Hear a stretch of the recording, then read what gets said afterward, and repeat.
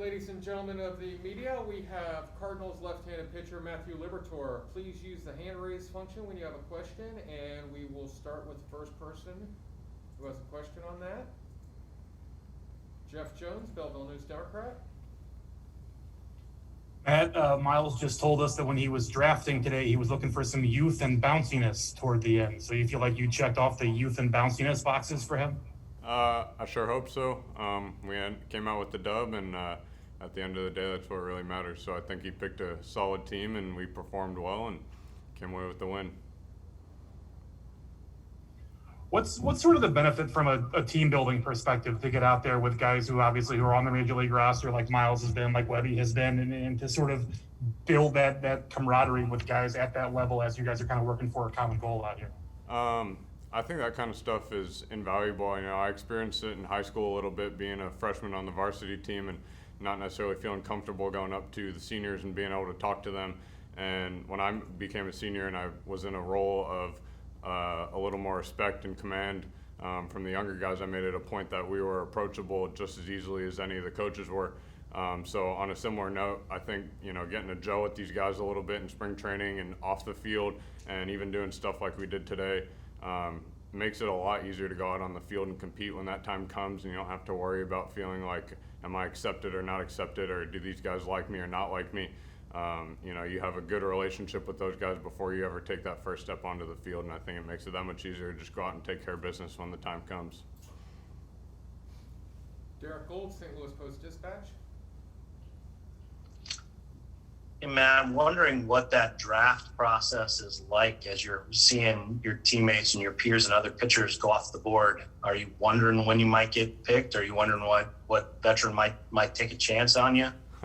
I wasn't too worried about it. I wasn't trying to take today too seriously. I was, like Miles said, we were looking to go out and have a good time and have fun competing amongst each other. So, I was happy when Miles picked me, and it looked like we had a really athletic team. So I was happy about our chances going into today. And obviously we came out with the win. So, The number you went overall? I have no clue. It was probably 15 picks or so into the draft.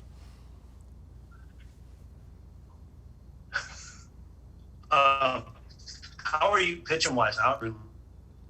I'm sorry, can you say that again? You cut out. Go ahead, Just wondering how you feel pitching wise and how ready you are for like an exhibition game. I feel great. I feel like last spring training I got a good taste of what it was like showing up to camp and what our expectations were coming into camp.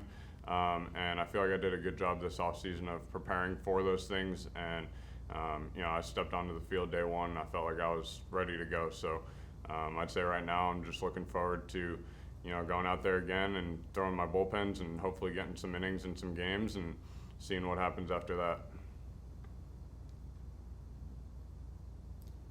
Randy Carricker, ESPN Radio. Hey, Matthew. Obviously, last year was so weird because you didn't get to pitch in games, but what were you able to take out of the alternate camp that you've brought into spring training this year? And do you feel like last year got you closer to the major leagues?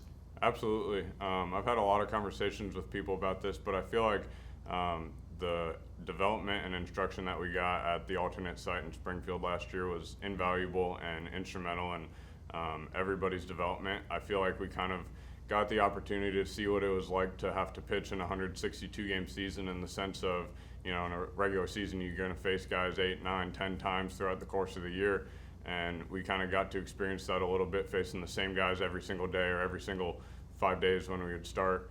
And so I had to learn how to make those adjustments and change up my sequencing and location, all that kind of stuff. I couldn't just go out there and say, like, standard lefty, I'm going to throw him a curveball, because he saw the past 3 at-bats. So I feel like it was a really good opportunity to kind of get a feel for what it's like facing guys that many times throughout a season, which is something that I haven't done yet. So I really enjoyed it. Brendan Schaefer, KMOV TV. Matt, do you almost feel like that experience last year at the alternate site was almost, in some ways, better for your development, in that you got some opportunities that you wouldn't have otherwise had in a normal season? I recognize not getting to play games was probably a bummer, but that there was some things that it's like, oh, this wouldn't have happened under other circumstances. Yeah, absolutely. I mean, I got to go up to Busch when Yachty and Paul DeYoung were coming back from being on the IL for COVID, and I got to face them for 5-6 at bats that day, and then with all the guys coming back and forth between big league camp and the taxi squad and all that kind of stuff, I got to face a lot of guys that I probably wouldn't have gotten to face throughout a regular season. And because of that, I also got a lot of feedback that I wouldn't have gotten facing, guys on another team. You don't get to go talk to them after the ABs, and in the alternate site, I could face a guy and he gets a hit off me, and I'd go straight up to him and say, hey, what'd you see? Why'd you swing at that? What happened? And I feel like that was extremely beneficial and something that certainly wouldn't have happened given different circumstances. Zach Silver, MLB.com.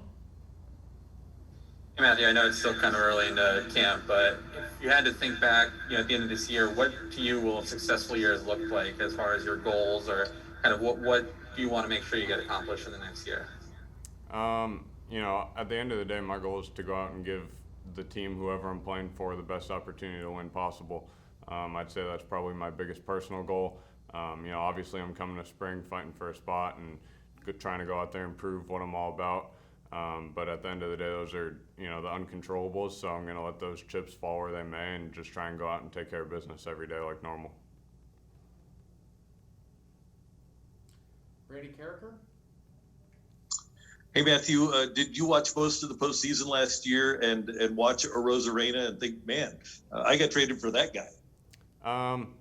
I watched a lot of the postseason, and I did watch Arozarena. Obviously coming from the Rays too, I wanted to see how they performed in the postseason again. I don't really feel like it ever crossed my mind like, oh, that's the guy I got traded for. I have expectations now that I have to live up to. At the end of the day, like, my competition is myself. So, I wish him all the best. I want to see him go out there and have success. And when it comes to what I need to take care of, I'm looking in the mirror every day and competing against that guy. So I don't feel like there's any added pressure on me or added expectations because of the way that he performed. And at the end of the day, I'm happy that he did what he did in the postseason. So there's no grudges there or anything like that. Any last questions for Matthew Liberatore? All right, thank you, Matthew. Appreciate your time, and hit him straight today. Thank you.